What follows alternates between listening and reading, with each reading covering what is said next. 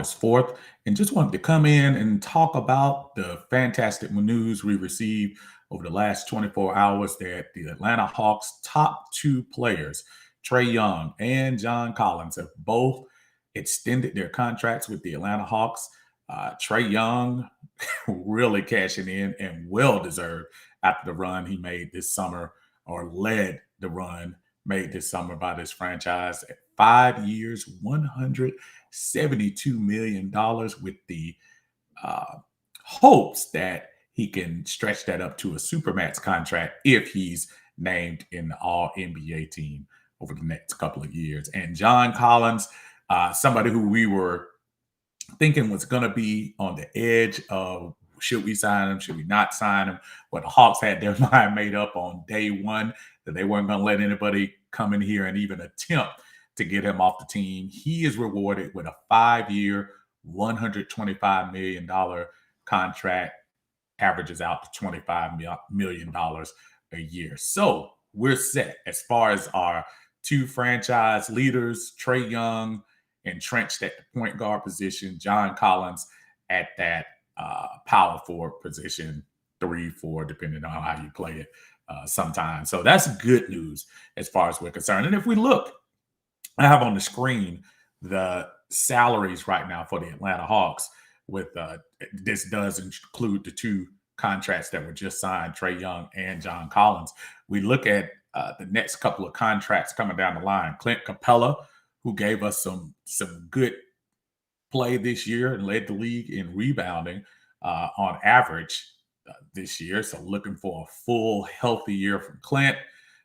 Bogdan Bogdanovic, who really surprised a lot in the second half. I know a lot of people, the emphasis is on Trae, but if Bogey did not have the year he had in the second year and the first two series we had before his knee was injured, the Hawks would not have their fortunes as great as they were.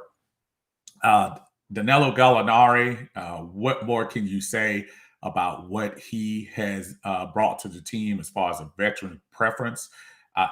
Listen, that's a lot of money that you end up paying him this year. There's $20 million coming off of the cap this year. It's almost, you want to keep him, and it would be great. No argument at all keeping him on the team for that particular number, $20 million. I can live with that, especially if he gives us what he did down the line. Now, what comes into play now is you start looking at beyond 2022, where I think we're going to be okay for this year. But let's start looking at some of these contracts that are on the horizon, where you're talking about DeAndre Hunter and Cam Reddish, where both of them have 3-year contracts, and both of them will be up not this coming season, but the season after.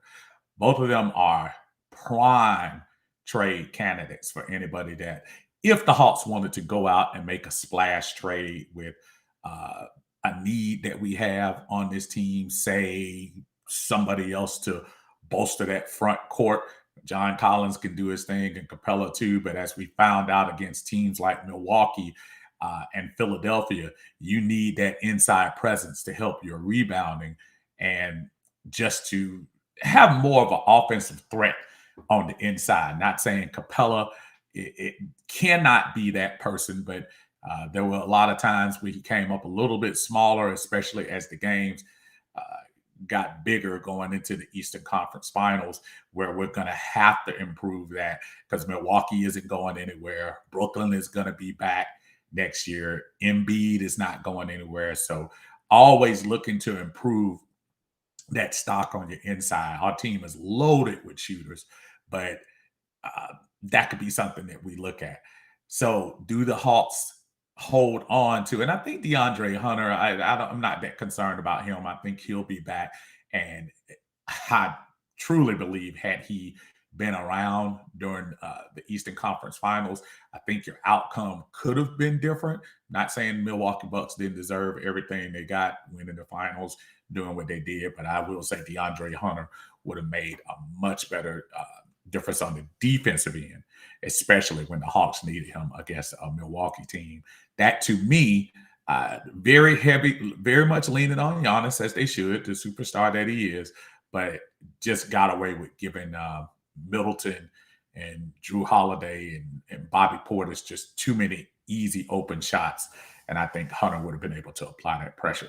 With Cam Newton, look at me, Cam Reddish showing his ability in a couple of games, he was able to come in and give the Hawks a boost off the bench.